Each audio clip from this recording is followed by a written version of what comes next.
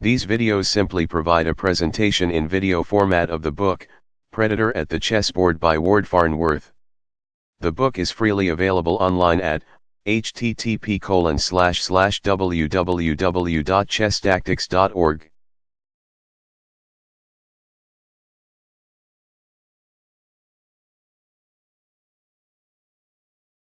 White to move.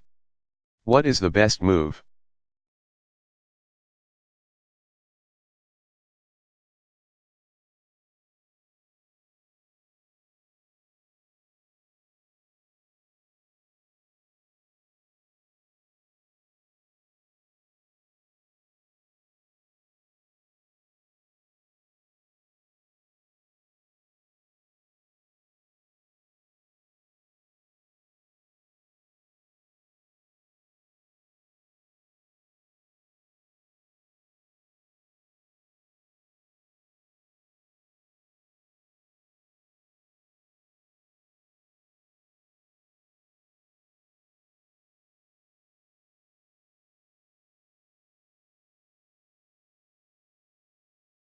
Where is the idea this time?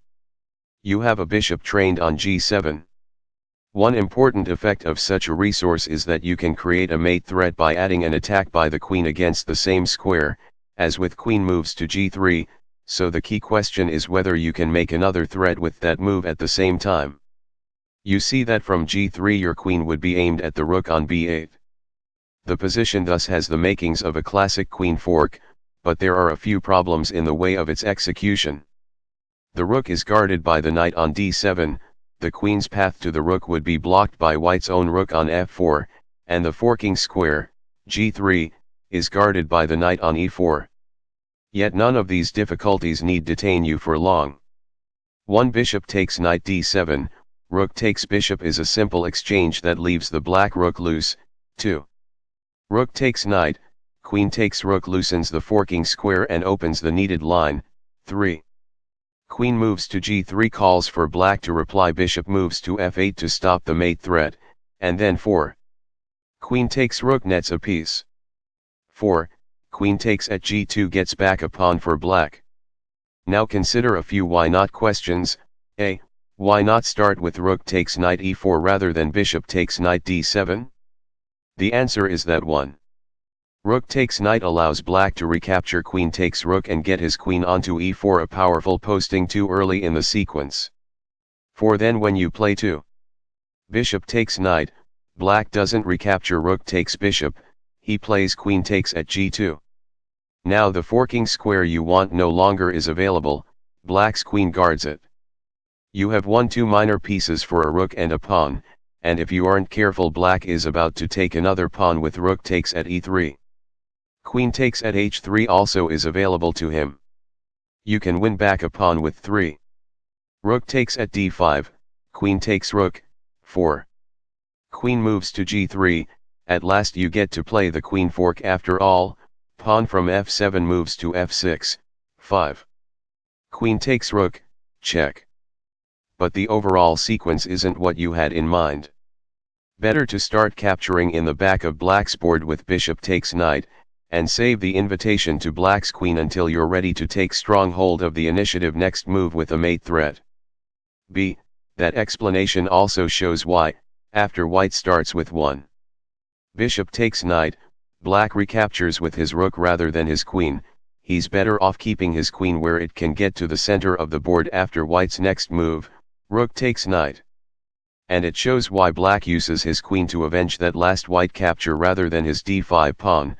The queen is powerfully positioned on e4 and in this case can grab the pawn on g2 after white does his damage. C. Finally, when white plays 3.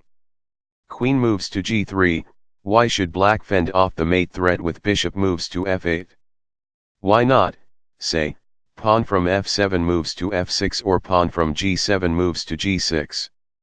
Answer, those pawn moves would allow white to give check when he plays queen takes rook, check. Thus forcing black to waste a move saving his king when he should be playing queen takes at g2.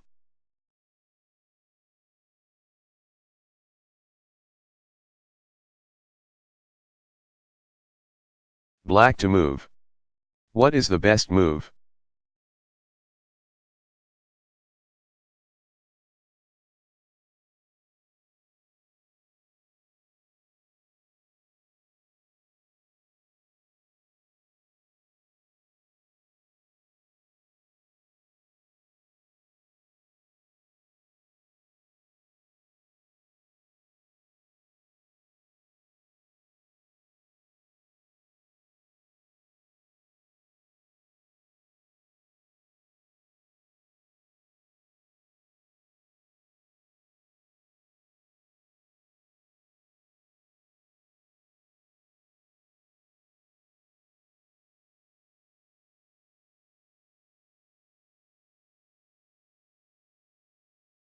A demanding position.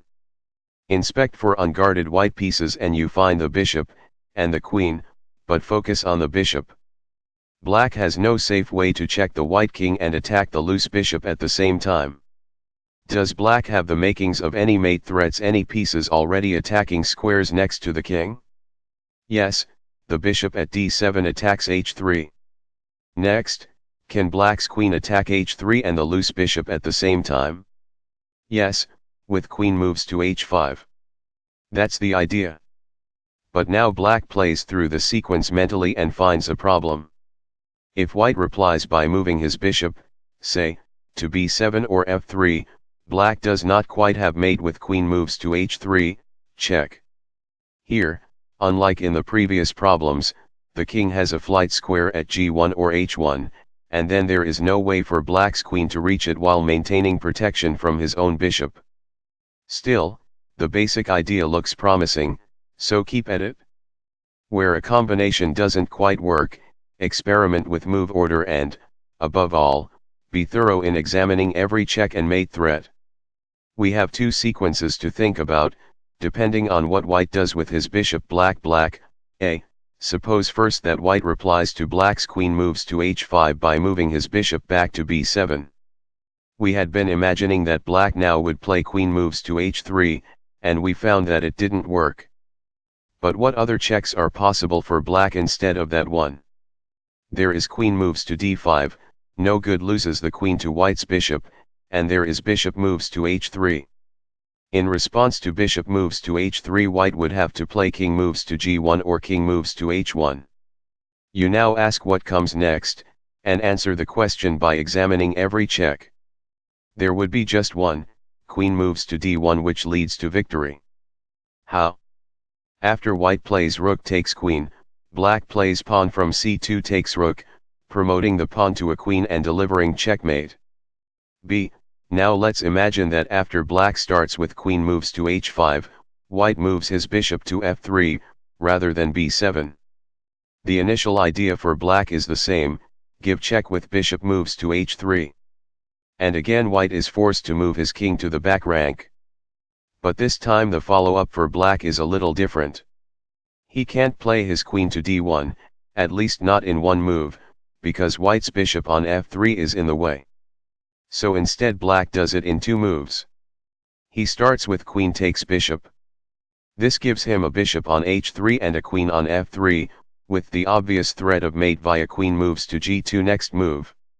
White's only way to prolong matters is queen moves to b7, so that his queen protects g2. But now black uses the same little sequence we saw in variation A, above. He plays queen moves to d1, check. And when white replies rook takes queen, black recaptures with his pawn, promotes it to a queen, and mates. Of course, the point of seeing all this isn't that any of it is likely to happen. You simply are establishing that if white tries to save his bishop after black starts with queen moves to h5, white ends up mated. So white's best play after queen moves to h5, and the thing you should expect him to do, is to abandon the bishop, example with pawn from f2 moves to f3, which at least prevents black's forthcoming capture from also giving check.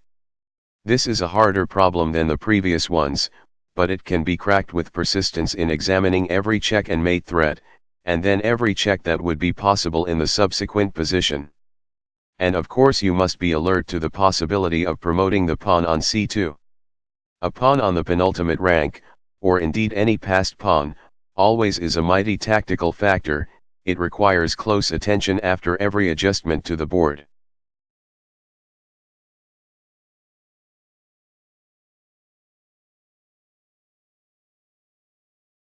White to move. What is the best move?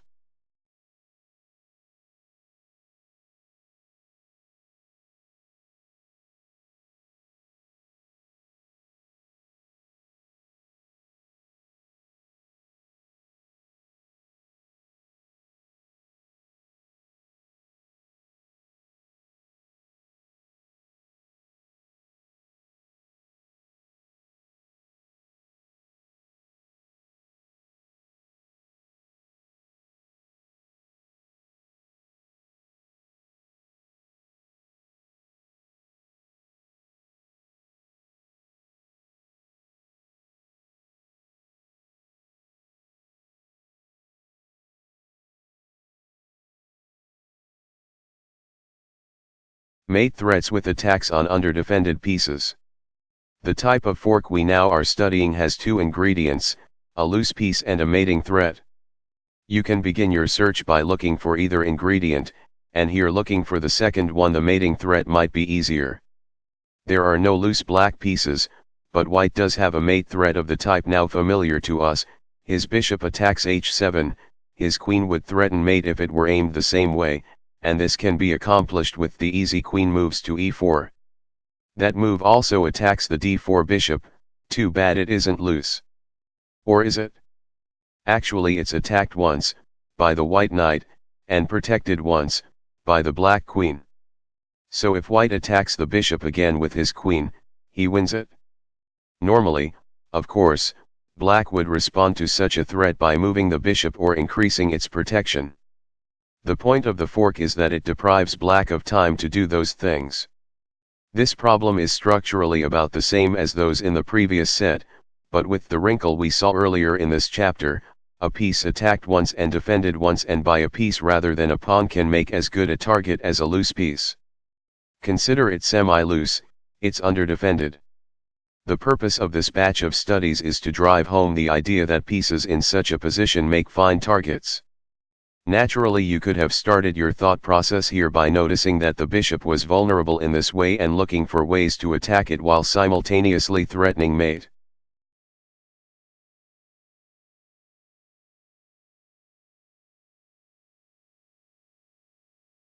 White to move.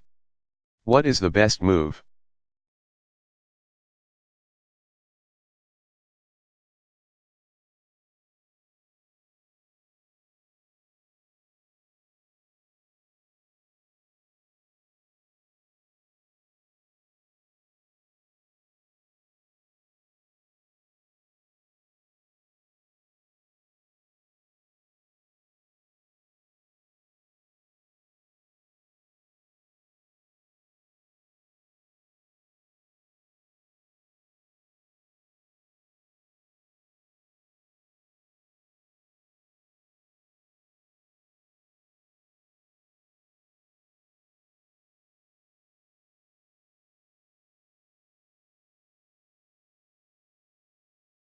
The pattern repeats. You are cultivating awareness of your mating threats, and for white the pattern here is familiar. The bishop at d3 attacks h7, if white's queen also were to attack h7, he would threaten mate and black would have to spend a move fending it off. So white plays queen moves to e4, also attacking the bishop on e7. Strictly speaking, the bishop isn't loose, but it's attacked once, by white's rook, then sitting behind his queen, and protected once, by black's queen. So white wins a piece.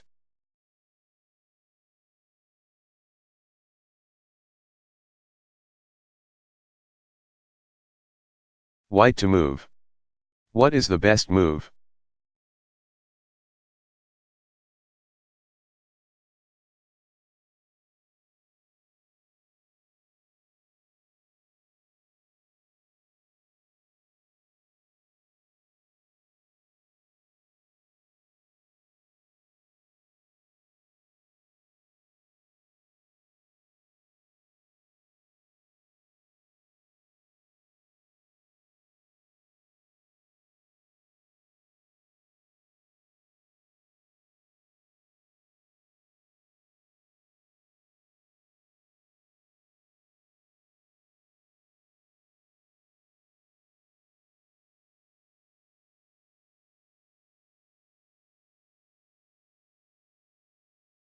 Here is a similar position with a bit more to see.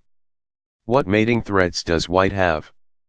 The usual: he has the standard bishop attack on g7, white will have a fork if his queen can attack g7 and a loose piece at the same time.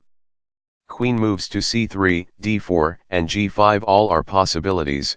The move to d4 looks promising here because it attacks the black bishop on e4 while also still protecting the white bishop on b2, which you see is under attack.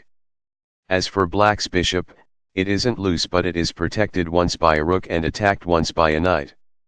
So if white plays queen moves to d4 and black replies with some move to fend off the threat of mate, white then will be able to play knight takes bishop with impunity.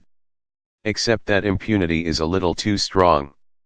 For here is the new wrinkle to observe: after white plays knight takes bishop, black will recapture with his rook and white will take that, too.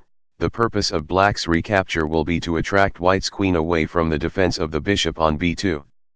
This way, after white plays queen takes rook, black has queen takes bishop. White still has gained a bishop and a rook in return for a bishop and a knight, and thus has won the exchange, but it's important to see the side consequence of the idea. The point: account for the defensive work your pieces are doing before you send them off to make attacks.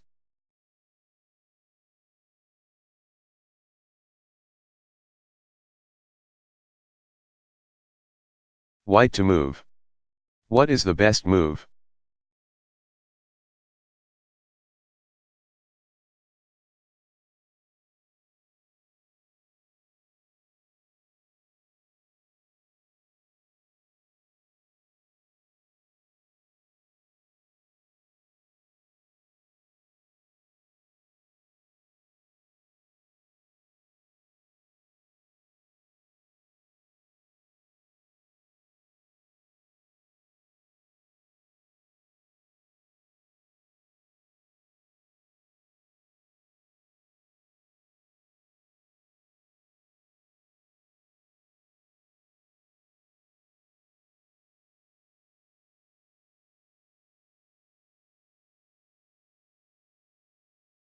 Again we have a familiar pattern with a new wrinkle.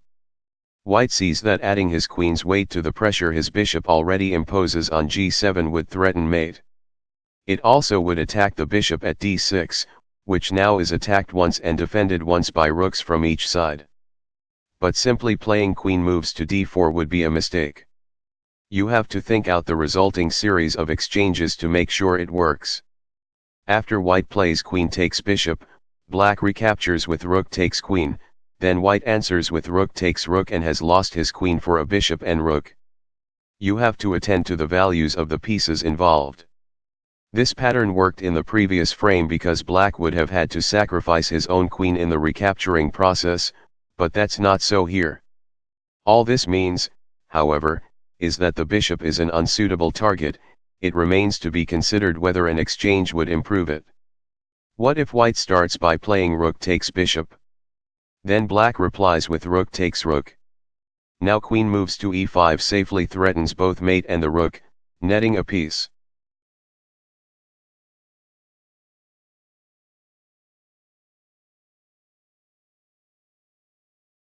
Black to move. What is the best move?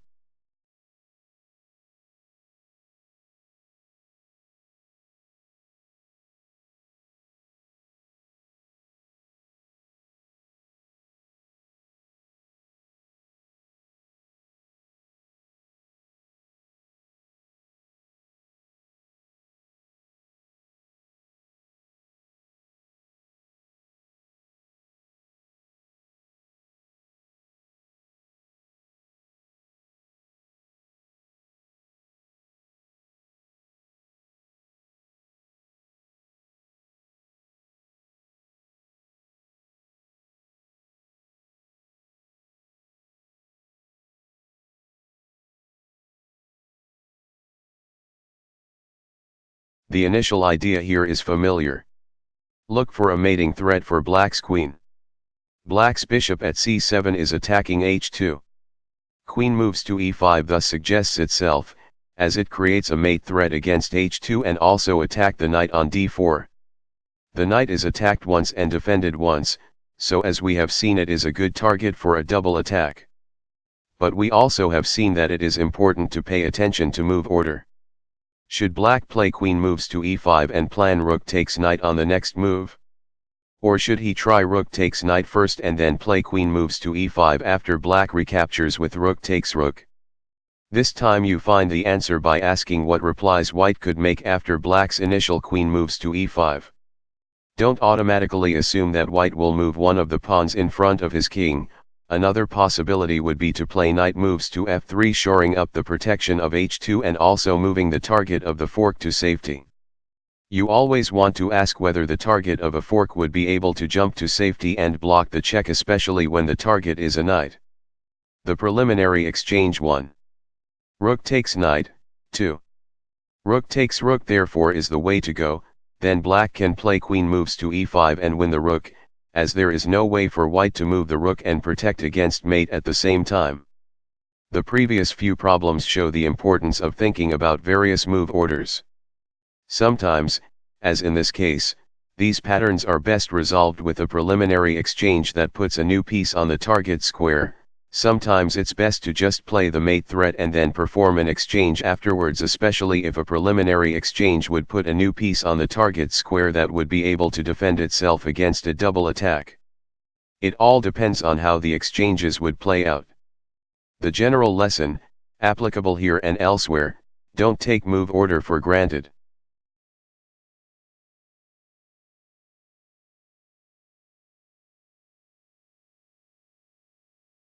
White to move. What is the best move?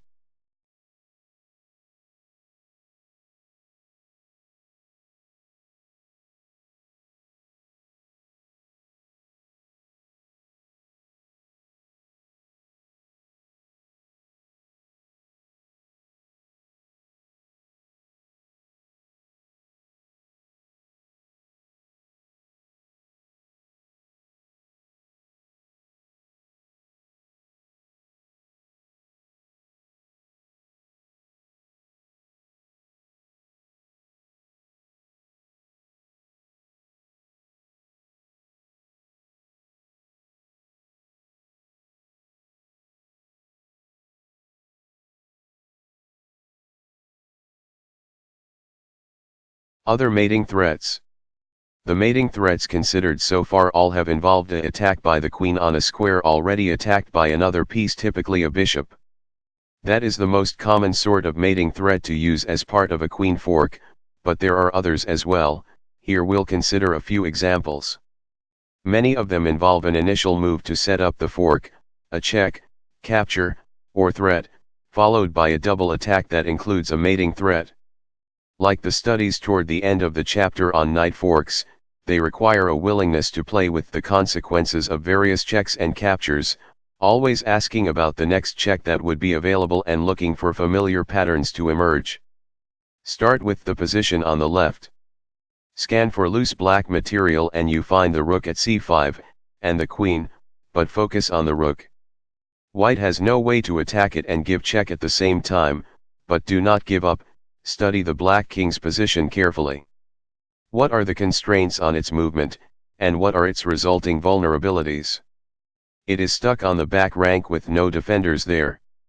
If white's queen or rook were to land on the back rank, it would be mate.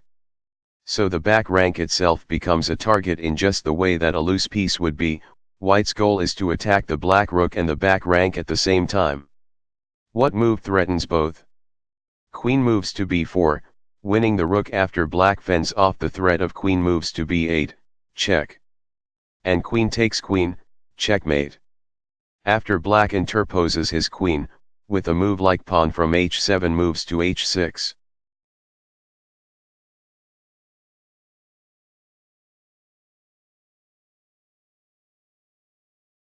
White to move. What is the best move?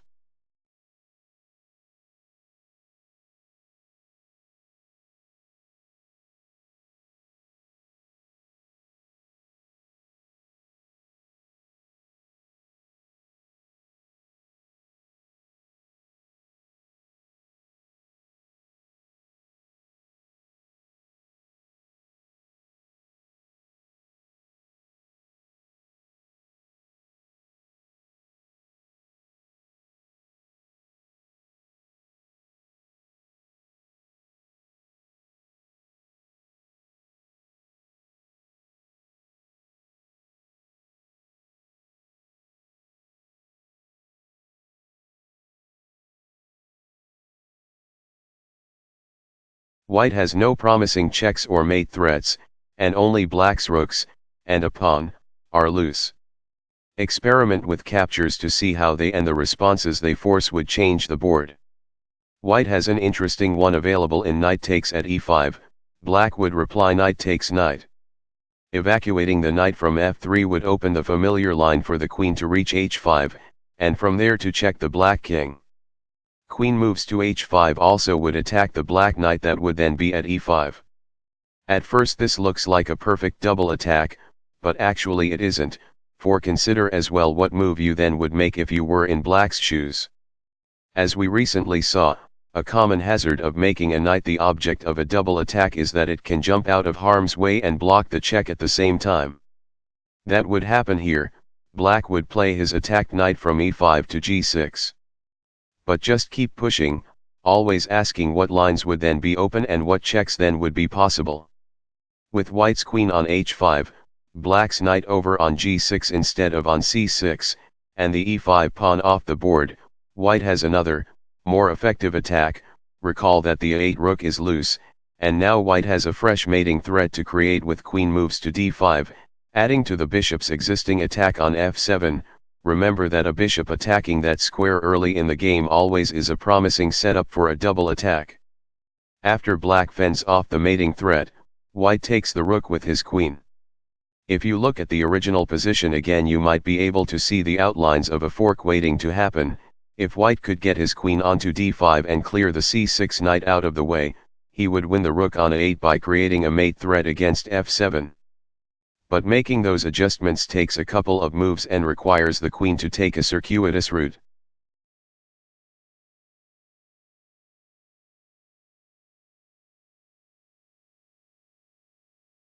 Black to move.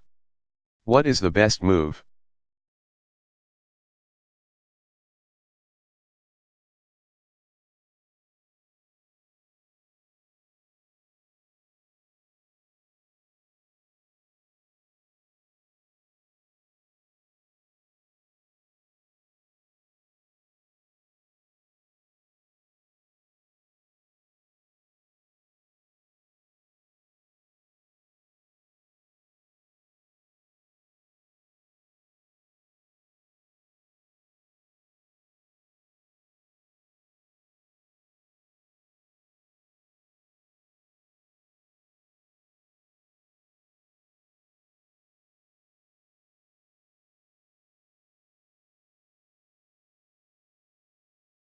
White has a loose rook on g5. Black's queen has no checks, and the mating threat queen moves to d5 doesn't work because white's rook guards the square, as well as g2. But there are other ways one can threaten mate. Study the constraints on white's king. It is blocked by its own pawns. Queen moves to e7 thus attacks the loose rook and threatens mate on the back rank with queen moves to e1. But this is another of those cases where you have to ask whether white might save the target and defuse the mate threat at the same time. The rook can't do this by moving, but white does have the simple resource of pawn from h2 moves to h4, guarding the rook and giving the king an escape square. Yet as we saw most recently in the previous problem, this sort of possibility should not discourage you. Ask what check would then be possible, and with what consequences. Black could play queen moves to e1, check. Which would force king moves to h2. And then what check could black offer? Queen takes at h4 checking the king and again attacking the rook, and this time winning it. It's all about persistence with checks.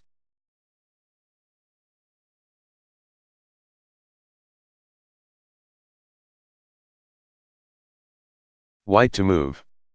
What is the best move?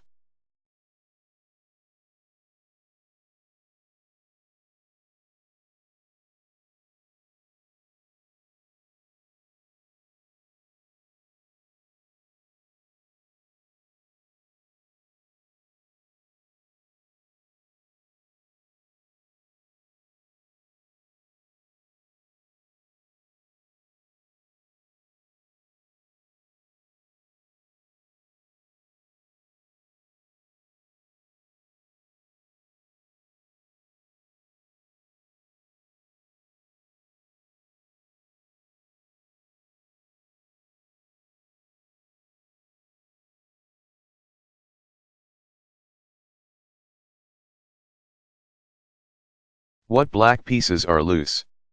Just the rook at c6, so white looks for ways to attack it while giving check or threatening mate.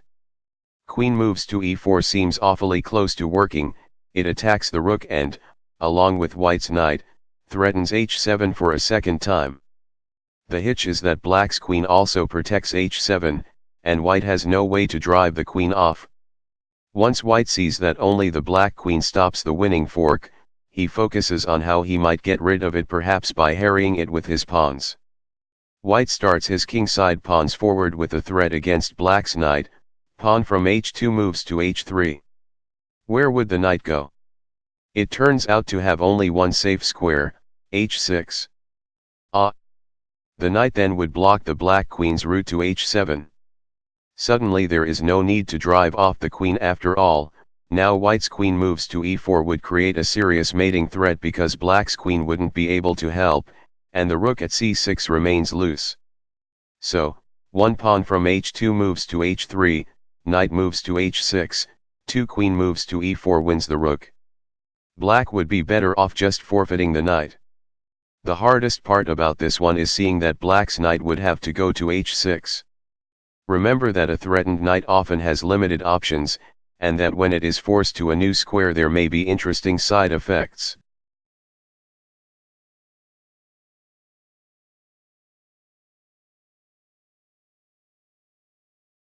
Black to move. What is the best move?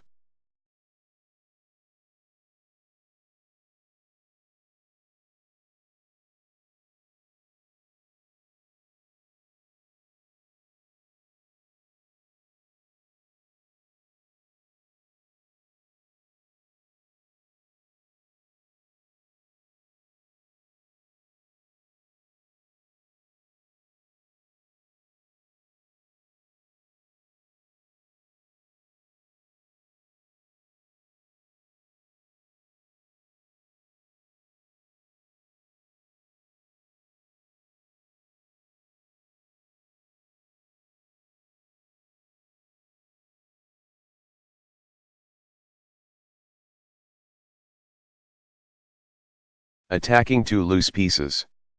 Queen forks most often have the enemy king on one prong, but of course two loose enemy pieces also can make fine targets for a double attack. Thus the position to the left is easy if you take the time to ask the right questions. What white pieces are loose? Answer, the bishop at a6 and the rook at h1. Of course you might look for a way to give check while attacking one of them, but don't forget to also ask whether black's queen might attack them both at the same time. If the answer isn't obvious, look for a square where lines leading to both loose pieces intersect, and ask whether the queen can get there. Here queen moves to c6 wins the bishop, since after it is played white only has time to defend the rook.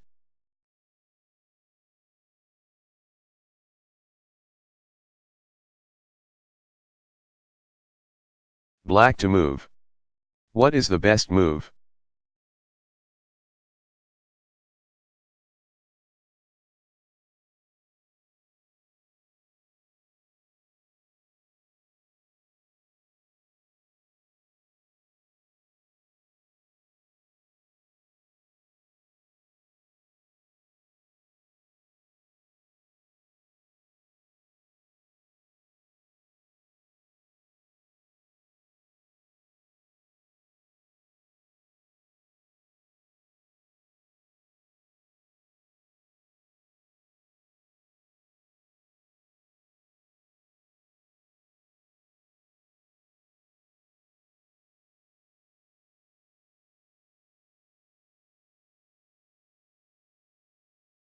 Again, there is nothing difficult here if you ask, A, which white pieces are loose, and B, whether there is any way you can attack them at the same time. Here both of white's rooks are unguarded. Loose rooks in the corner of the board is pretty common, and make nice targets if the pawns diagonal to them, e.g., the g2 pawn in this example have been moved. Look for a square where lines leading to both pieces intersect. See that queen moves to e4 wins one of the rooks.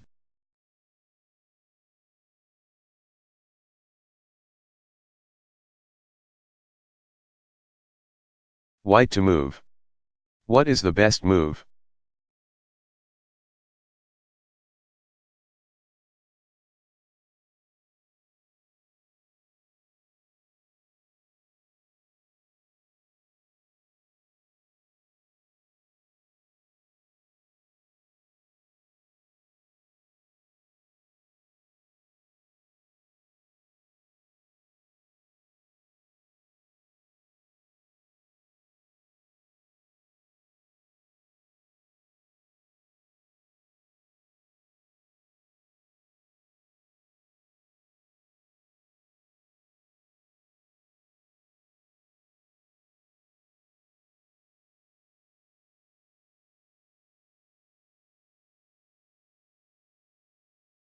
Here is nearly the same pattern turned sideways.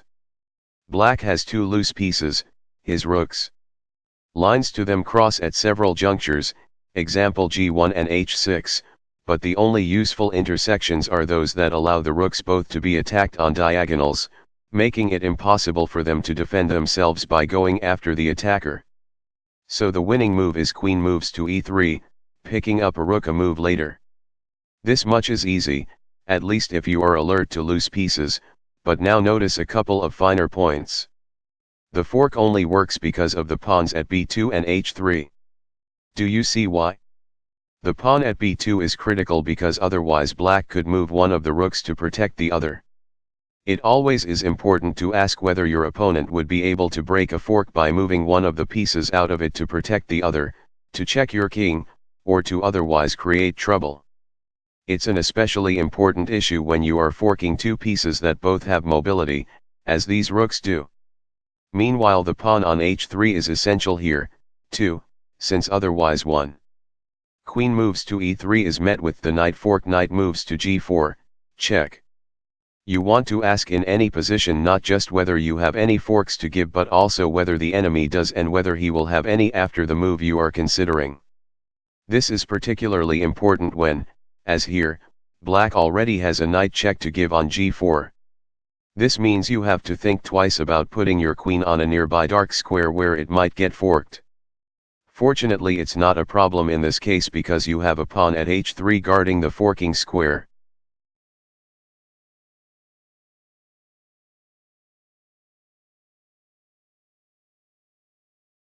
White to move. What is the best move?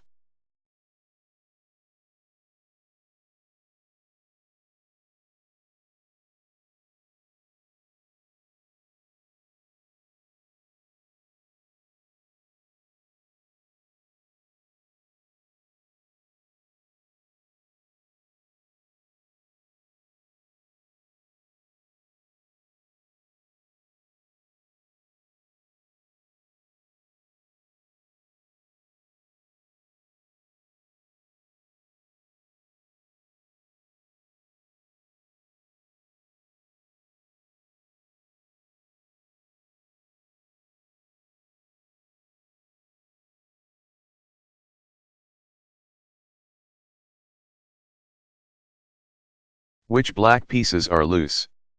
Both rooks and the knight. Can white's queen attack two of them at the same time? Yes, easily via queen moves to D4 or queen moves to C3, winning the knight. Here the queen is just behaving like a bishop. We will see lots of positions like this when we examine bishop forks. By the way, black has the option of replying to queen moves to D4 with rook takes knight B1, thus limiting his immediate material loss to the exchange. White replies rook takes rook, black moves his queen to D8 to guard the knight, and now white has pawn from E4 moves to E5, a little fork that wins a pawn. Meanwhile white's B1 rook is now in a much stronger position than before.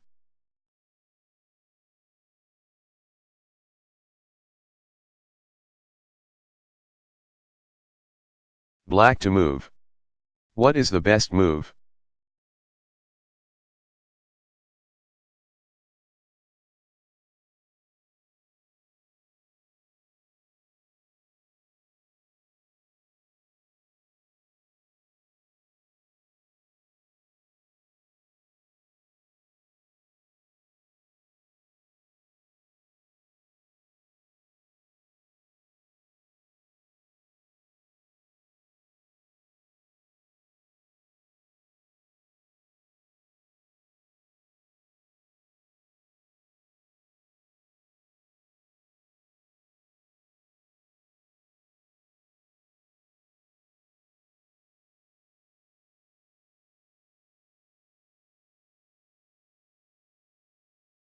Again both enemy rooks, this time the white ones, are loose.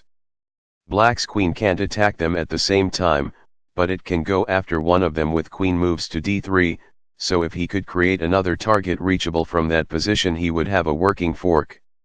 The rook on E1 cries out to be drawn forward with an exchange such as bishop takes at E2. If white replies rook takes bishop, Now both rooks still are loose and can be attacked with queen moves to d3. White's best bet is not to recapture black's bishop. If he does and then finds himself forked, his most favorable option is rook takes at e6, at least using one of his rooks to take a pawn on the way down. By the way, notice the predicament faced by black's g4 bishop at the outset here. It's under attack and almost has nowhere to go. If it were to retreat to h5, white would have pawn from g3 moves to g4 and would win the piece a move later. If black instead were to play bishop moves to f5, white again traps the bishop with pawn from e2 moves to e4.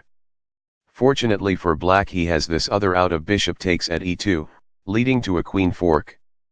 But you can learn from this near catastrophe for black by studying the g4 bishop and the black pawns behind it. This is a classically poor position for a bishop, its lines of retreat blocked by its own pawns and by the edge of the board. When you see an enemy bishop so positioned, realize that it may be unusually vulnerable to attack.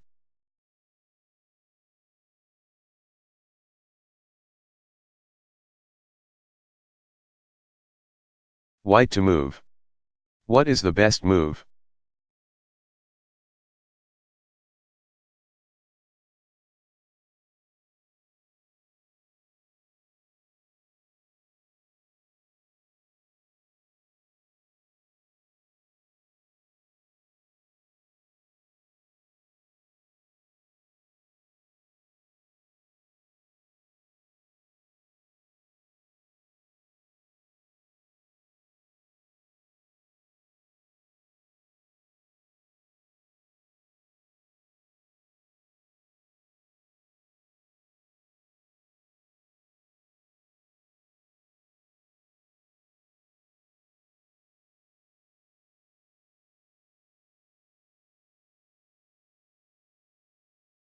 Look for loose black pieces that might serve as targets and you come to the knight at h5 and bishop at d6.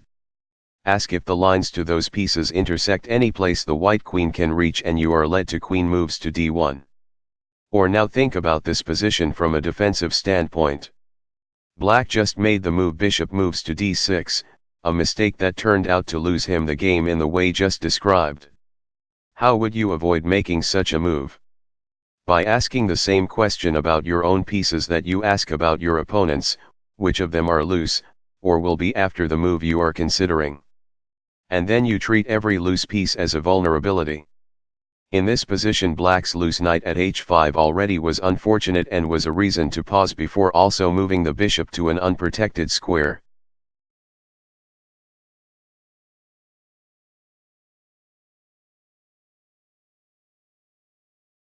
Black to move. What is the best move?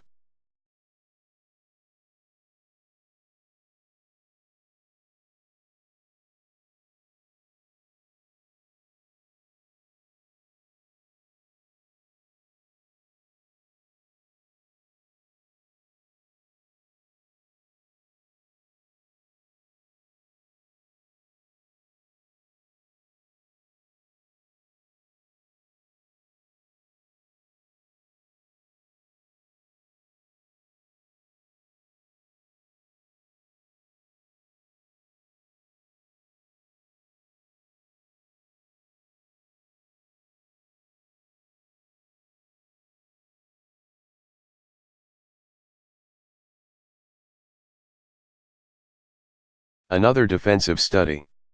Black has a problem, his knight on c6 is pinned, and is attacked twice and guarded just once. He is imagining 1. Bishop takes knight, pawn from b7 takes bishop, 2. Queen takes at c6, check.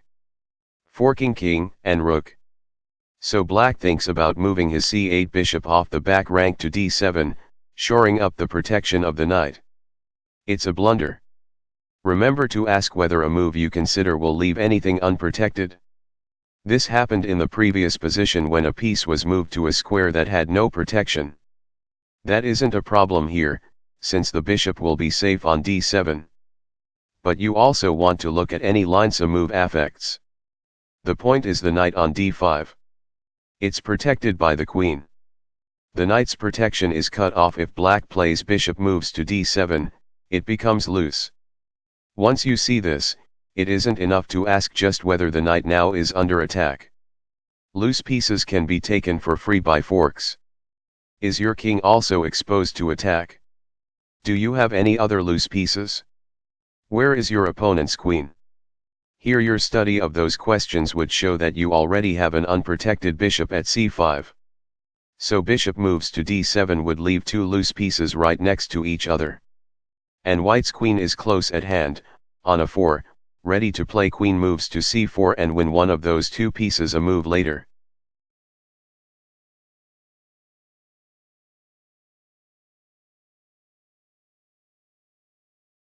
Black to move.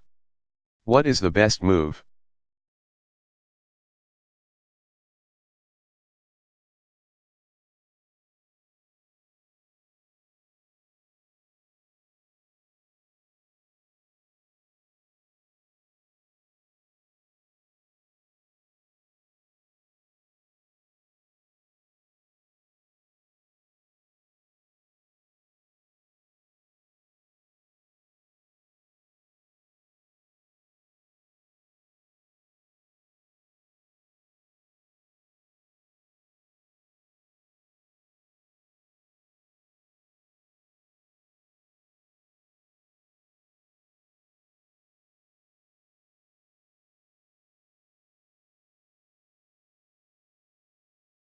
White's rook at f1 is unprotected and so is a target, but there is no way for black to give check and attack it at the same time. Still, when you see any loose piece it pays to think hard about ways to attack it and create problems elsewhere with your queen. Here black's queen can attack the rook with queen moves to c4, which also attacks the knight at h4. So examine the knight's situation and notice that it is attacked once, and defended by a piece rather than a pawn as good as loose. As we have seen elsewhere, you might just as well have spotted all this by regarding white's knight as a good target from the outset. Queen moves to c4 thus wins the knight, because after white moves the rook black plays bishop takes knight and white dares not recapture. If white replies to queen moves to c4 with queen moves to f2, protecting his rook, black plays bishop takes knight just the same.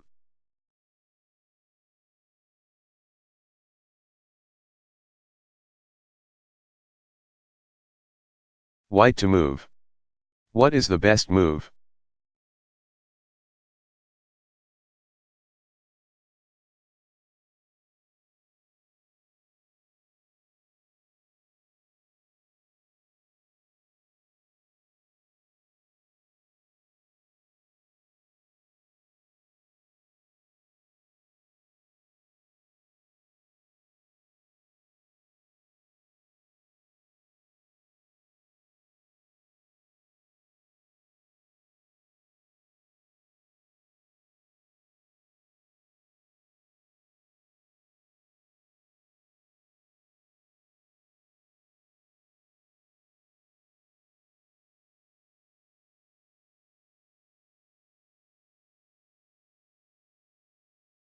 A loose piece can make a fine target even when it lies in its original position on the back rank.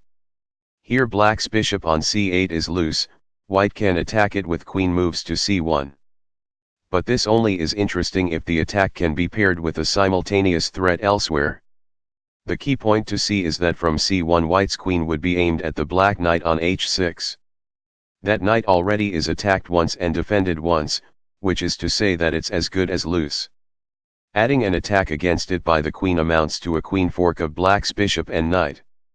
Black probably responds with the interposition knight moves to c6, allowing white to play bishop takes knight next move. We have seen many times the importance of being aware of loose pieces. But it likewise is important to be aware of pieces attacked once and protected once. They often make targets for forks that are just as good as pieces with no protection at all.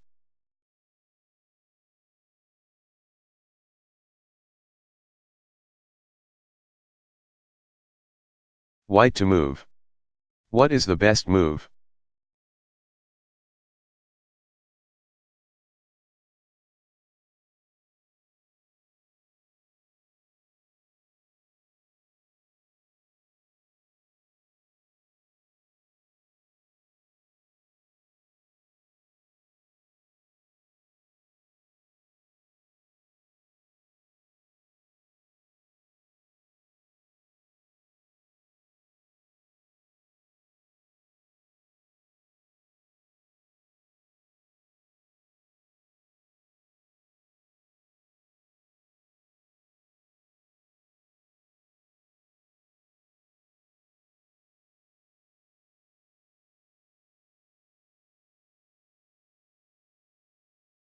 A cursory look at white's attacking options turns up rook takes at b7, taking a pawn for free. But even when you have a simple capture available, it's worth asking whether you might have something still better. Standard procedure for the purpose, of course, is to experiment with any checks you can give. Safe checks with your queen are especially important because they may in effect give you a free move. Here white has won in queen moves to d3. It forces black to move his king to the back rank or play pawn from g7 moves to g6. Either way, ask what white could do next. Answer: fork black's rooks with queen moves to d7, taking one or the other of them a move later. Of course, another way to see this is by scouting for loose pieces on the board. Two loose pieces, as black has here and on the same diagonal, no less beg to be forked. You see that your queen needs two moves to get to the forking square, so you ask whether you can make the first move a check that will keep black busy. This leads to queen moves to d3 as a transitional move. A natural mental sticking point here is to start looking at the check queen moves to d3 and then give up when you conclude that you then have no good follow-up against black's king. The trick is to be flexible enough in your thinking to move from looking at checks against the king to looking at follow-ups against other pieces. In this case, the power of the check queen moves to d3 isn't that it forces black's king to change squares, it's just that it gives white a way to move his queen across the board while denying black a chance to respond. Anyway, if you are conscious of the two loose rooks in this position, you won't overlook two queen moves to d7, because you will be thinking all the time about how to get at them.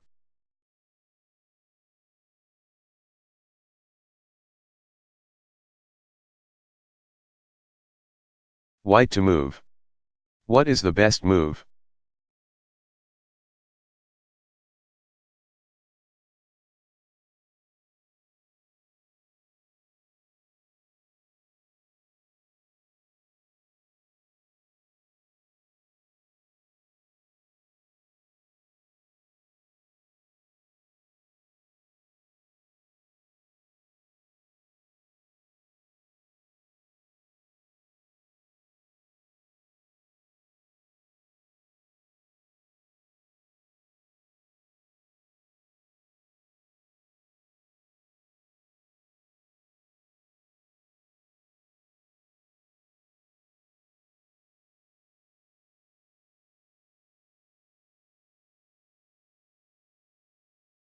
Attacking two loose pieces, more procedures.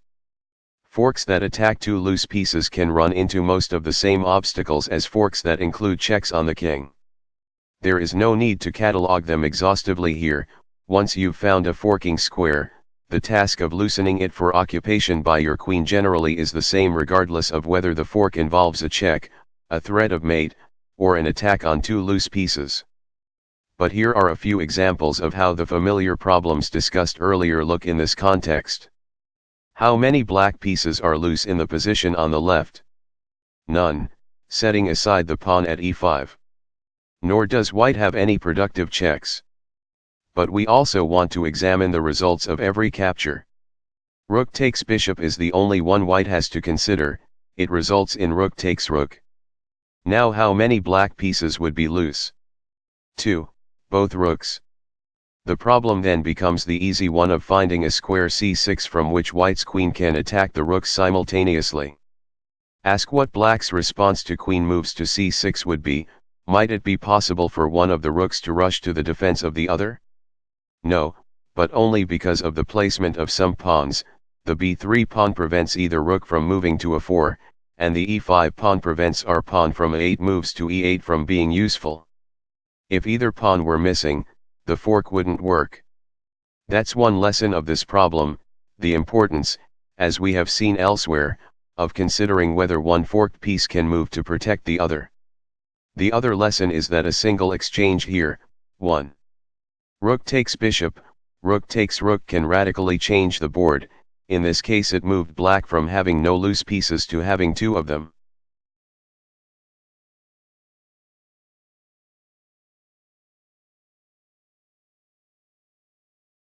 Black to move. What is the best move?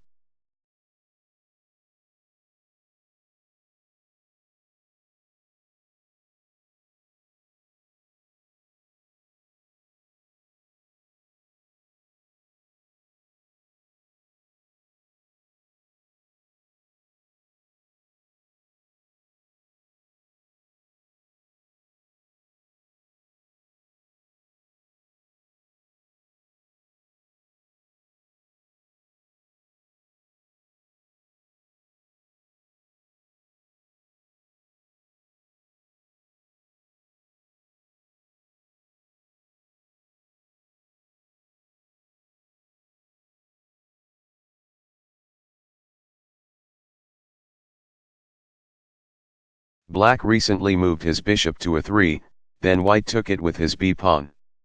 Now it's black's turn again, and time to figure out why he let his bishop get taken.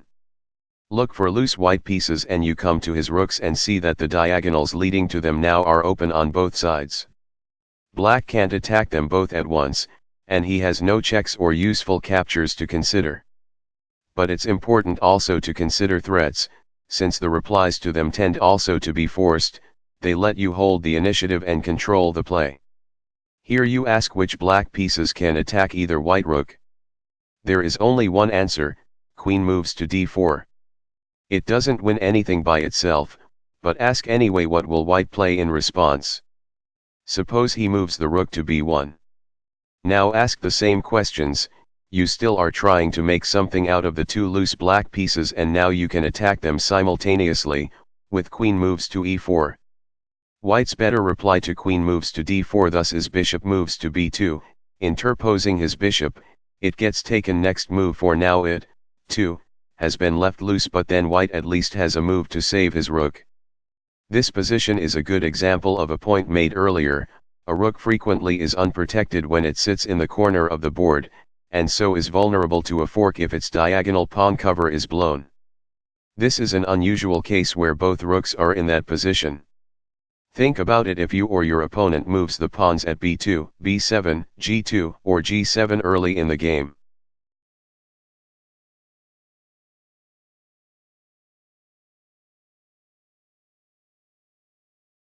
White to move. What is the best move?